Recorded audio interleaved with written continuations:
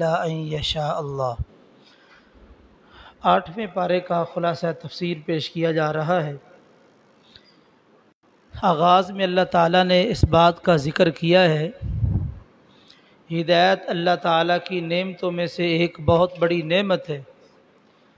اگر ہدایت ملنے پہ آ جائے، کسی ایک نقطے، کسی ایک واقعے کی وجہ سے ہدایت مل جائے، اگر ہدایت مقدر میں نہیں تو مردوں کو زندہ کر دیا جائے، فرشتوں کو اتار دیا جائے، ہر چیز سامنے لا کے رکھ دی جائے، اگر قسمت میں ہدایت نہیں تو تب بھی ہدایت نہیں ملتی۔ آگے یہ بات ذکر کی، جو سچی بات ہوتی ہے، حق بات ہوتی ہے، اس کو مزین کرنے کی اور اس پر ملمہ سازی کی ضرورت نہیں ہوتی، بلکہ اس کے اندر ایک قدرتی اور فطرتی حسن ہوتا ہے۔ جھوٹی بات پہ ملمہ سازی کی جاتی ہے اور اس پر مختلف قسم کے رنگ چڑھائے جاتے ہیں تاکہ دوسرے بندے کو دھوکہ دیا جا سکے۔ اس لیے جو حق ہے اس کے اندر کوئی الجھن نہیں، کوئی پریشانی نہیں، کتاب و سنت کی بات بالکل واضح اور درست ہے، اور جو لوگ کتاب و سنت سے ہٹ کے دوسری چیزوں کی طرف دعوت دیتے ہیں ان کی باتوں میں ملمہ سازی ہوتی ہے۔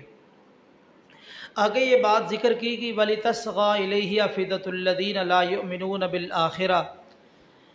جب کوئی انسان گمراہ ہوتا ہے، گمراہی کا پہلا درجہ میلان نفس، انسان کا نفس کسی چیز کی طرف مائل ہو جاتا ہے، اور اگلا درجہ یہ ہوتا ہے کہ بندہ اس گمراہی کو، اس گناہ کو پسند کرنے لگ جاتا ہے، اور تیسرا درجہ یہ ہوتا ہے کہ بندہ اس برائی کے اندر مبتلا ہو جاتا ہے۔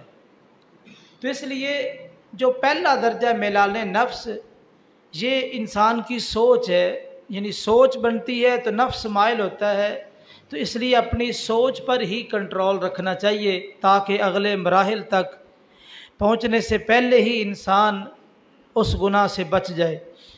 آگے یہ مسئلہ ذکر کیا گیا ذبیحے کا، جس جانور پر اللہ تعالیٰ کا نام ذکر کیا جائے، بسم اللہ پڑھ کے وہ جانور ذبح کیا جائے، اس کا گوشت کھانا ہے، اور جس پر بسم اللہ نہیں پڑھی گئی، اللہ کا نام نہیں لیا گیا، اس جانور کا گوشت نہیں کھانا۔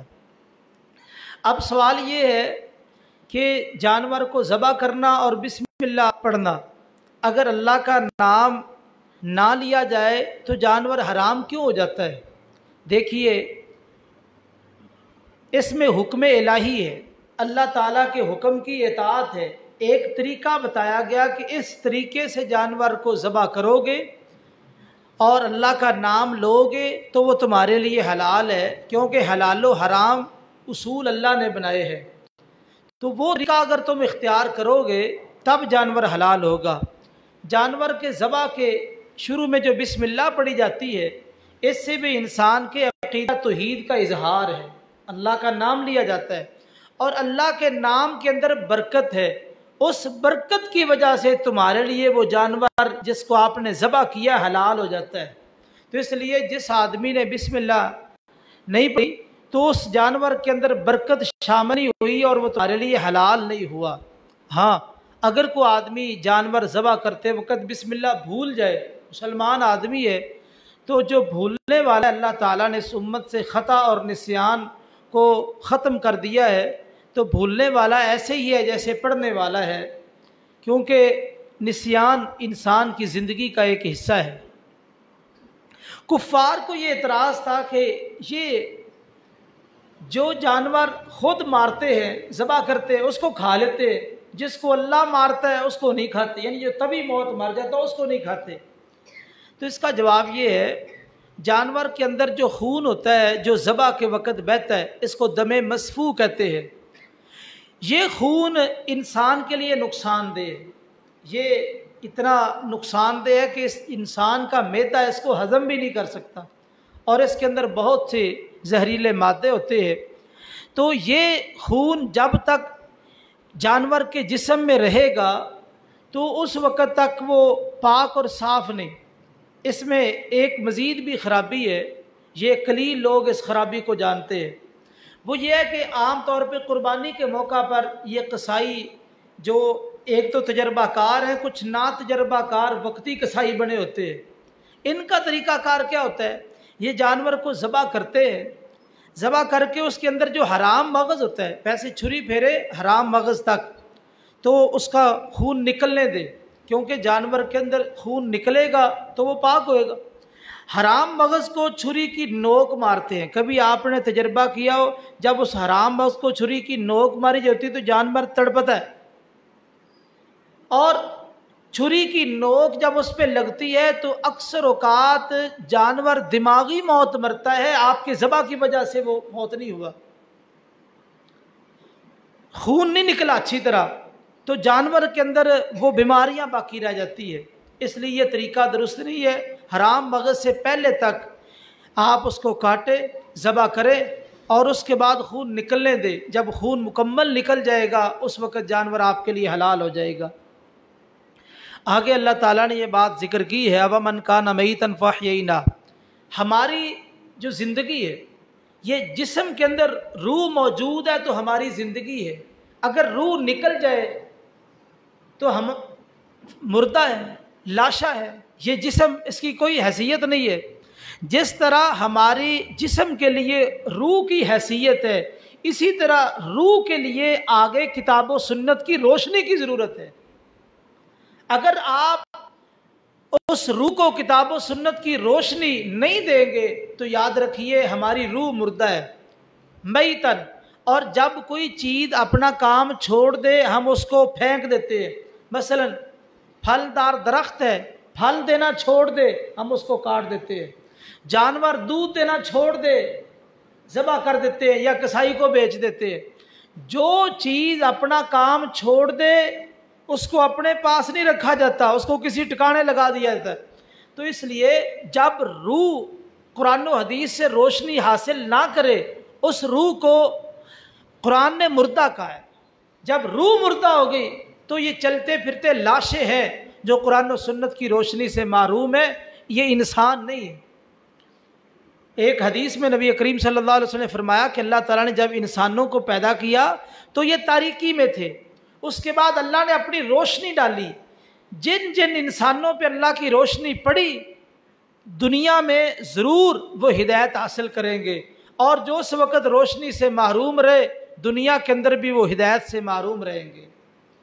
تو اس لیے یہ روشنی جو کتاب و سنت کی ہے اس کو ضرور حاصل کرنا چاہیے، اس میں ہماری زندگی ہے۔ آگے فرمایا من یرید اللہ بہ خیرا یشرح صدرہ للاسلام، اللہ جس کے ساتھ بھلائی کا ارادہ کرے اس کا سینہ اسلام کے لیے کھول دیتے ہیں۔ جب کوئی انسان اس کے اندر ایمان کی روشنی داخل ہوتی ہے تو اس کا سینہ وسیع ہو جاتا ہے، دین کی باتیں سمجھنا آسان، سننا آسان، دین کی مجلس میں بیٹھنا آسان ہو جاتا ہے۔ ورنہ کتنے ایسے لوگ ہیں وہ دین کی بات سننے کے لیے تیار نہیں ہے۔ اگر آپ کو اللہ تعالیٰ نے یہ ذوق اور شوق بخشا ہے کہ آپ دین کی بات کھلے دل سے سنتے ہیں، سمجھو کہ اللہ تعالیٰ نے آپ کے ساتھ بھلائی کا ارادہ کیا ہے۔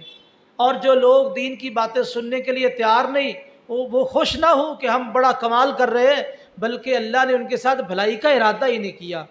کتاب و سنت کی روشنی جتنی بھی انسان کے اندر آ جائے اتنی تھوڑی ہے، کیونکہ علم کا کوئی کنارہ نہیں۔ وَفَوْقَ كُلِّ ذِي عِلْمٍ عَلِيمٍ، ہر علم والے کے اوپر ایک علم والا ہے۔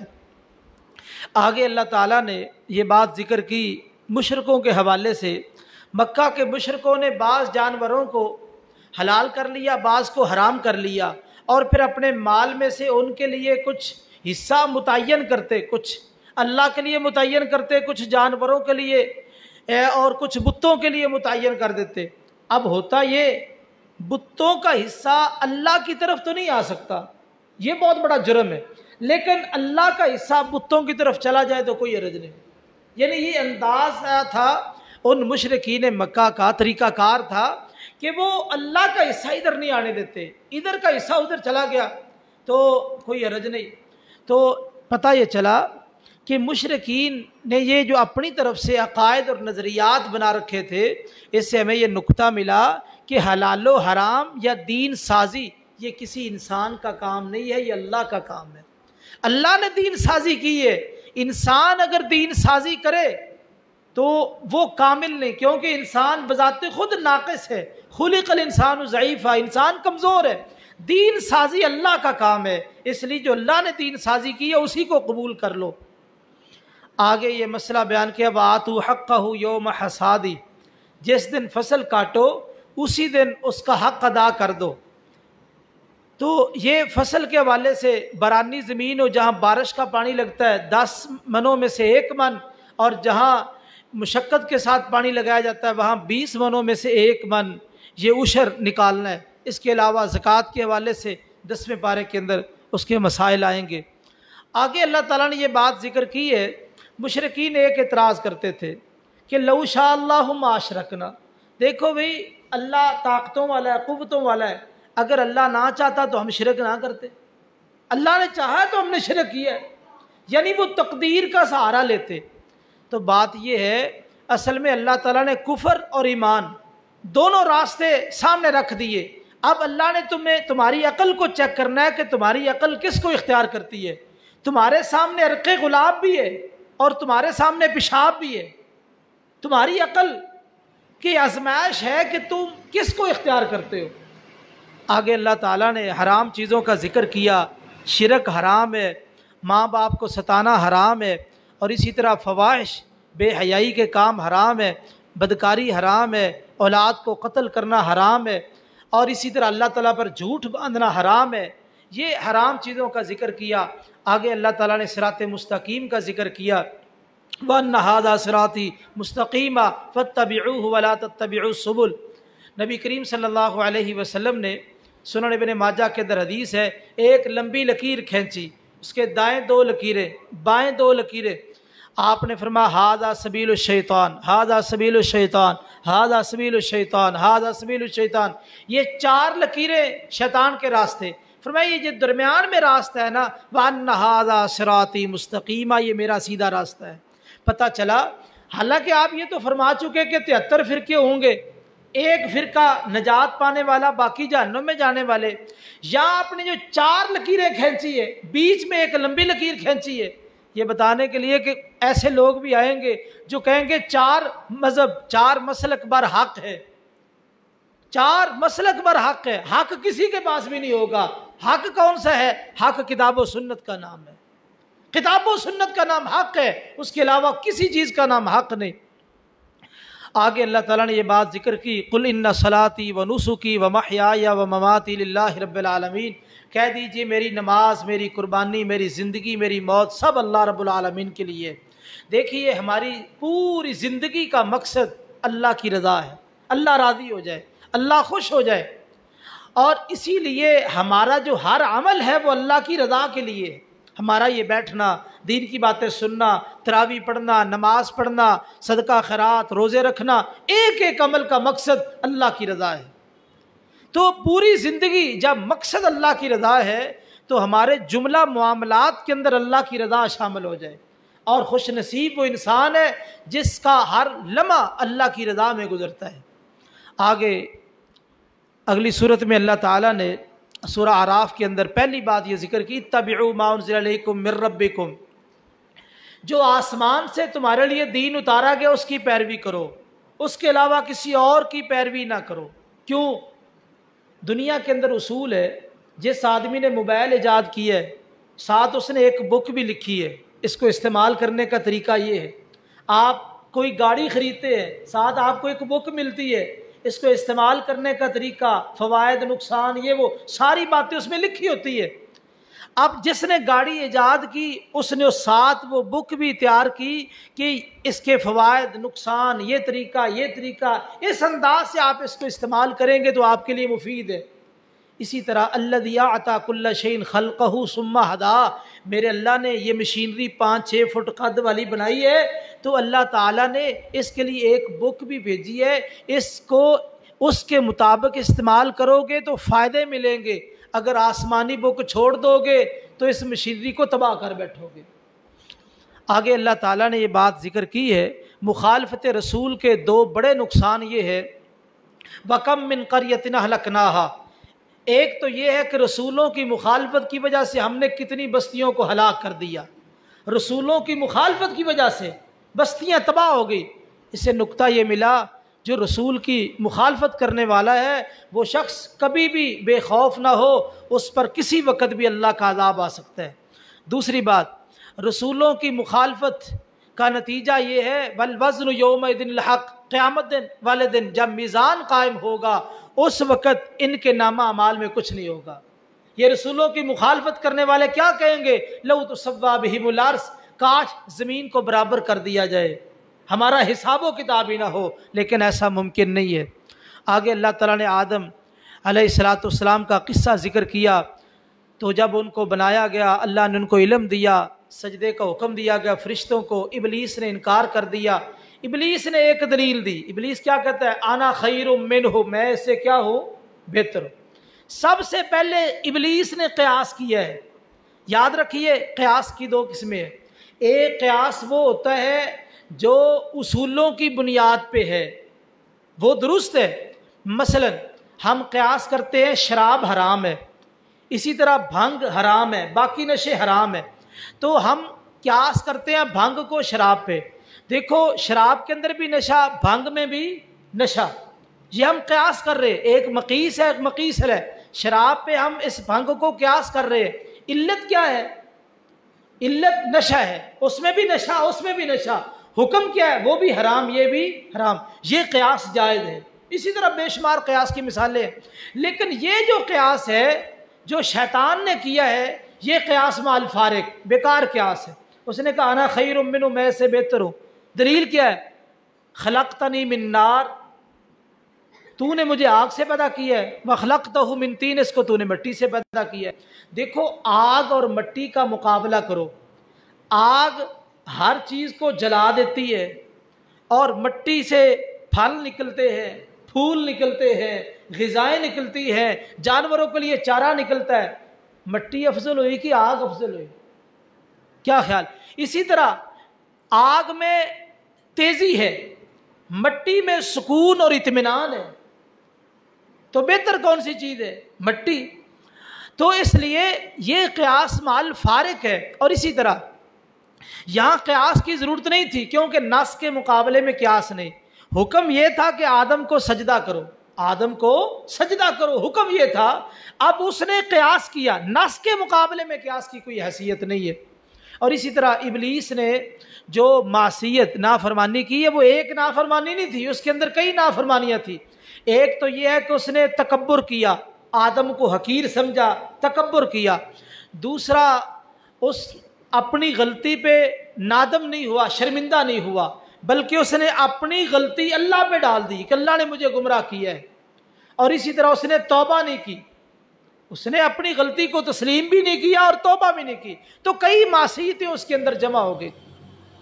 اسی طرح جو ابلیس نے قسم کھائی وَقَاسَمَهُمَا إِنِّي لَكُمَا لَمِنَ النَّاصِحِينَ، کہ میں تمہارا بڑا خیر خواہ ہوں۔ آدم علیہ السلام نے اجتہاد کیا کہ کوئی آدمی غیر اللہ کی قسم کیسے کھا سکتا ہے، اس بنا پہ اس کے دھوکے میں آ گئے، یہ سبب تھا، اس نے قسم کھائی۔ اب آدم علیہ السلام کے ذہن میں یہی تھا کہ غیر اللہ کی قسم کوئی کیسے کھا سکتا ہے، لیکن اس نے غیر اللہ کی قسم کھا کے، جھوٹی قسم کھا کے اس نے آدم علیہ السلام کو ورگلایا۔ خیر بعد میں آدم علیہ السلام جب درخت کا پھل کھا لیا اور اما حوا نے جنت سے نکالے گئے، آگے اس کی تفصیل آئے گی۔ آگے انہوں نے پھر اللہ تعالیٰ سے کلمات سیکھے، ربنا ظلمنا انفسنا وان لم تغفر لنا وترحمنا لنکونن من الخاسرین۔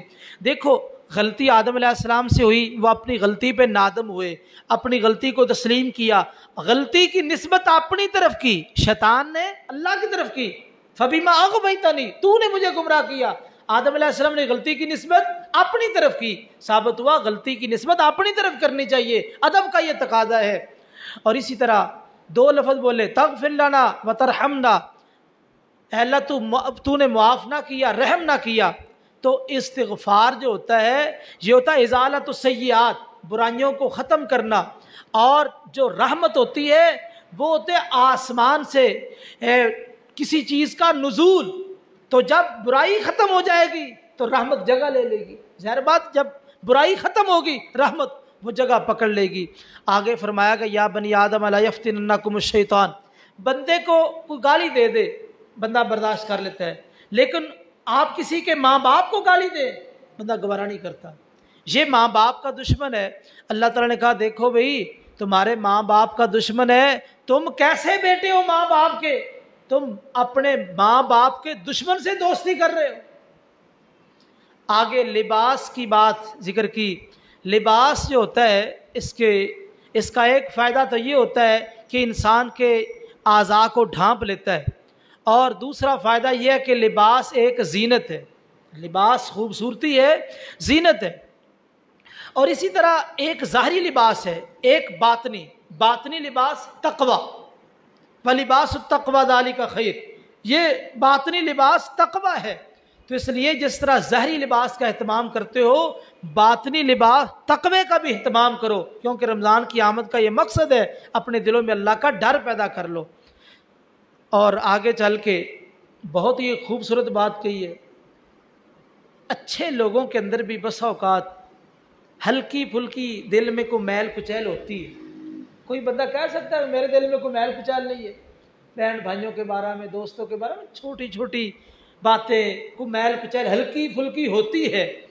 اللہ تعالیٰ نے ایک خوشخبری دی ہے، ہمیں خبر دی، وَنَزَعْنَا مَا فِي صُدُورِهِم مِّن غِلٍّ، اللہ فرماتے ہیں کہ ہم جنت میں جانے سے پہلے ایک مقام پہ سارے لوگوں کو جمع کریں گے، دل میں جو ہلکی پھلکی میل کچیل ہے نا وہ ساری نکال دیں گے، صاف شفاف کر کے جنت میں بھیجیں گے۔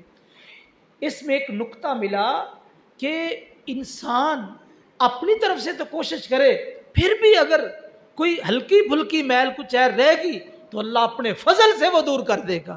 اپنی طرف سے کوشش کرتے رہو، یعنی اپنے دل کو صاف رکھنے کی کوشش کرو، لیکن پھر بھی کچھ گنجائش رہے گی، کوئی کمی رہے گی، اللہ تعالیٰ رحمت ضرور فرما دیں گے۔ آگے اللہ تعالیٰ نے اصحاب الاعراف کا ذکر کیا، کچھ لوگ جن کے نیک اعمال زیادہ ہو گئے جنت میں چلے گئے، جن کے نیک اعمال کم ہوئے گناہ زیادہ ہوئے جہنم میں، کچھ کے نیکیاں اور گناہ برابر یا درمیان میں دیوار ہوگی وہاں ہوں گے، لیکن بالآخر ان کو بھی جنت میں بھیج دیا جائے گا۔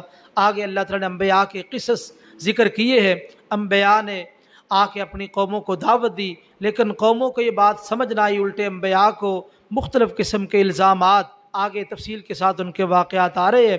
تو بہت افسوس کی بات ہے کہ کوئی قوم جب اپنے ناصحین سے نفرت کرنا شروع کر دے، ناصحین پہ الزامات شروع کر دے، اعتراضات شروع کر دے، دھمکیاں دینا شروع کر دے، ایسی قوم تباہی کے دھانے پر پہنچ جاتی ہے۔ اس لیے ہمیشہ اپنے ناصحین سے محبت کرو۔ علماء اس وقت کے ناصحین ہیں، علماء سے محبت ہونی چاہیے، لیکن افسوس اس وقت واعظین نے ایسا ماحول خراب کر دیا ہے، سیرت اور کردار کے لحاظ سے، اخلاق کے لحاظ سے، اور اسی طرح علمی گراوٹ اتنی آ گئی ہے کہ ہمارے اسٹیجوں پہ علم کی کوئی بات نہیں، جہالت کی باتیں، دو چار چٹکلے سناؤ، دنیا ہنس رہی ہے، ناچ رہی ہے، پتہ نہیں کیا کچھ کر رہی ہے۔ یاد رکھیے اپنا تعلق علماء کے ساتھ قائم کرو، ان سے محبت کرو۔ ناصحین سے محبت یہ ایمان کی نشانی ہے، اور ناصحین سے نفرت یہ بے دینی کی علامت ہے۔ اللہ سے دعا ہے کہ اللہ تعالی ہمیں علماء سے، علم سے، کتاب و سنت سے صحیح پیار نصیب فرمائے۔ اقول قولی ھذا واستغفر اللہ لی ولکم ولسائر المسلمین والمسلمات۔